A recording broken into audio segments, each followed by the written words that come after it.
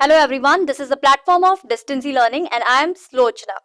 यहाँ पे हम बात कर रहे हैं नीट 2024 की। आज हम डिस्कस करेंगे कि नीट में किस तरीके से आप पढ़ाई करो, कैसे आपको प्रिपेयर करना चाहिए, क्या एलिजिबिलिटी क्राइटेरिया होता है, सारी चीजें डिस्कस करेंगे वन बाय वन। सो जो नीट का पेपर है, नीट का जो एग्जाम है, इसको करवाता कौन है? इसको एनटीए करवाता है, राइट? अब एनटीए क्या होता है? National testing agency, right? ये नीट का पेपर करवाते हैं, फाइन। ऑफिशियल वेबसाइट है इसकी www.nta.ac.in। सो जब भी नीट की कोई भी नोटिफिकेशन आती है, आपको इस वेबसाइट पे चेक करना है, ठीक है?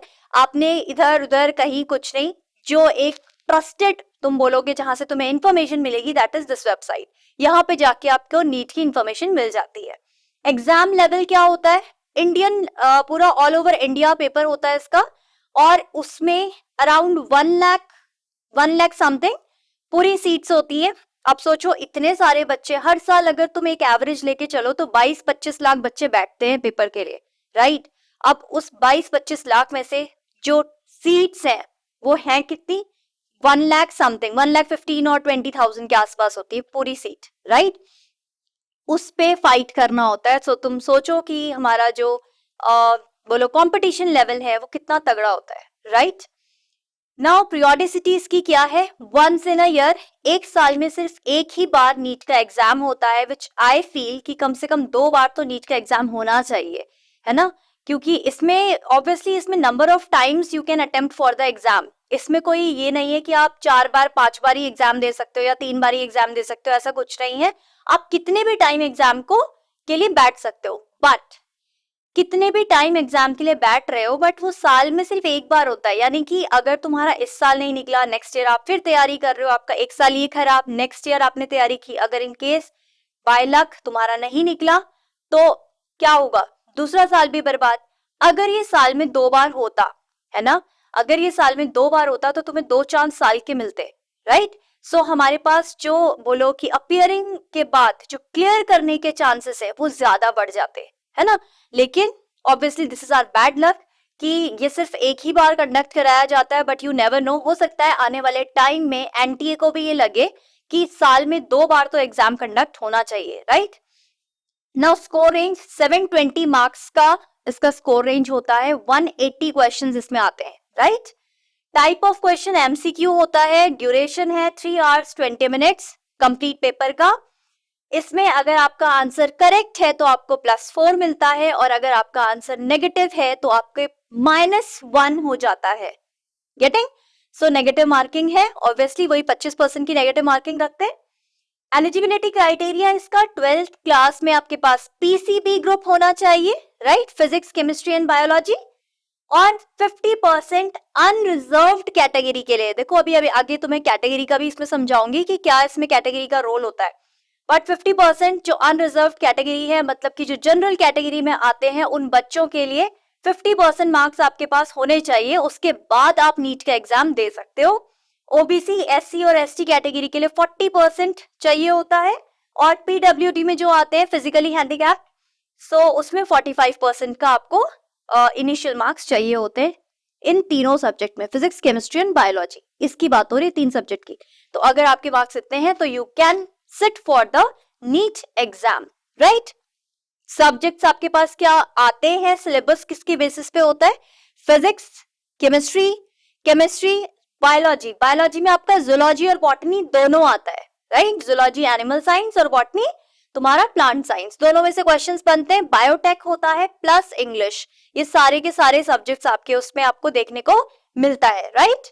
सबसे ज्यादा जो क्वेश्चंस आपको देखने मिलते हैं वो बायोलॉजी पार्ट से होते हैं, क्योंकि मेडिकल फील्ड है तो बायोलॉजी पार्ट से सबसे ज्यादा क्वेश्चन होते हैं। फिर तुम एवरेज लेके चलो कि 25% के आसपास तुम्हें फिजिक्स के मिलेंगे, 25% के आसपास आपको केमिस्ट्री के क्वेश्चंस देखने को मिलते हैं। अब मैं तुमसे ये डिस्कस करूंगी कि फिजिक्स, केमिस्ट्री, बायोलॉजी में कौन कौन से टॉपिक्स ऐसे हैं जिसमें से पेपर सेट होता है। सो अब बात कर लेते हैं उन टॉपिक्स की जो बहुत इंपॉर्टेंट है फॉर नीट, राइट? सिलेबस की बात करते हैं। फिजिक्स में बेसिक्स लैबोरेटरी आती है, ठीक है, जिसमें आपको बेसिक इंस्ट्रूमेंट्स को यूज करना पता होना चाहिए। Electricity and magnetism, chapter, it is very very important. 11th-12th में आपके पास जितनी थ्योरम्स हैं इन सब पे बेस्ड क्वेश्चंस आते हैं। मॉडर्न फिजिक्स आपके पास आती है 11th-12th में, जो मेन फोकस है 11th-12th की फिजिक्स में। मैकेनिक्स आप 12th में पढ़ते हो, वेव्स 11th में पढ़ते हैं, solid and fluid mechanics, thermal physics, geometrical and wave options, ये सारे चैप्टर्स में से आपके पास फिजिक्स में क्वेश्चंस बनते हैं। केमिस्ट्री की बात करोगे तो केमिस्ट्री में तुम्हें physical chemistry, inorganic chemistry, organic chemistry, तीनों में जितने चैप्टर्स हैं सारे पढ़ने हैं, सब में से क्वेश्चन फ्रेम हो जाते हैं, राइट। अब अगर बात करो बायोलॉजी की, तो first is diversity and living organism, जिसमें आपके पास क्लासिफिकेशन आता है ऑर्गेनिजम्स का, right. Structural organisation, structural organisation में तुम्हारा पूरा आ जाता है पॉरीफेरा, सिलेंट्रेटा, है ना, निडेरिया, सारा जितना पूरा था सारा। सेल स्ट्रक्चर एंड फंक्शन, इसमें तुम्हारी सेल बायोलॉजी आती है जो तुम 11th में पढ़ते हो। प्लांट फिजियोलॉजी, प्लांट फिजियोलॉजी में तुम्हारा सारा कैंप साइकिल, C3 साइकिल क्या होता है, C4 साइकिल क्या होता है, ठीक है, ग्लाइकोलाइसिस क्या है, ये सारी चीजें आ जाएगी इसमें। Then human physiology, human physiology में सारे सिस्टम, डाइजेस्टिव, सर्कुलेटरी, सारा ब्रेन का सब कुछ, राइट। रिप्रोडक्शन में सेक्सुअल, एसेक्सुअल दोनों तरीके के रिप्रोडक्शन आते हैं। जेनेटिक्स एंड इवोल्यूशन, बहुत इंटरेस्टिंग टॉपिक, इसमें से तुम्हें एग्जाम में क्वेश्चन देखने को मिलता ही मिलता है, एक ये और एक सेल बायोलॉजी का। Then biology and human welfare, इसमें तुम्हारा डिजीजेस वगैरह आ जाएगा।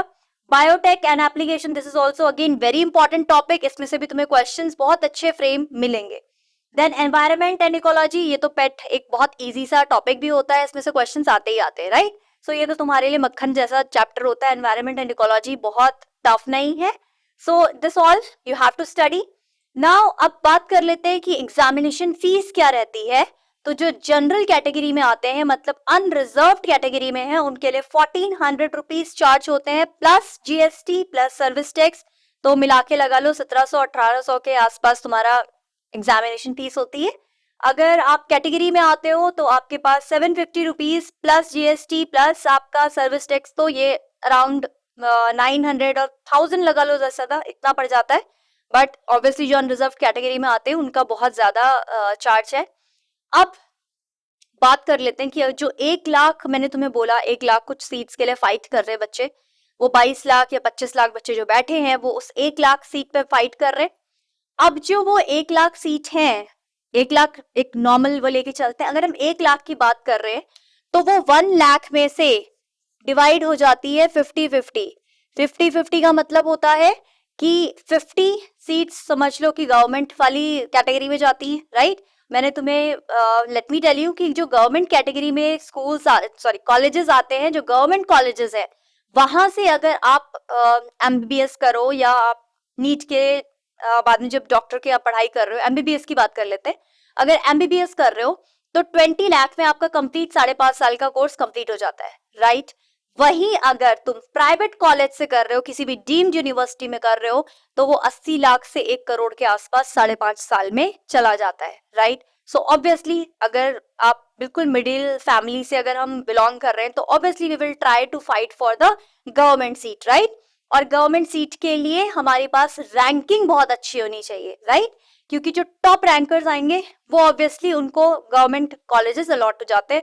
अब अगर वो चाहें तो वो गवर्नमेंट कॉलेजेस ले, अगर वो चाहते हैं कि वो प्राइवेट में से करना है उनको, तो they can go for the private organisation.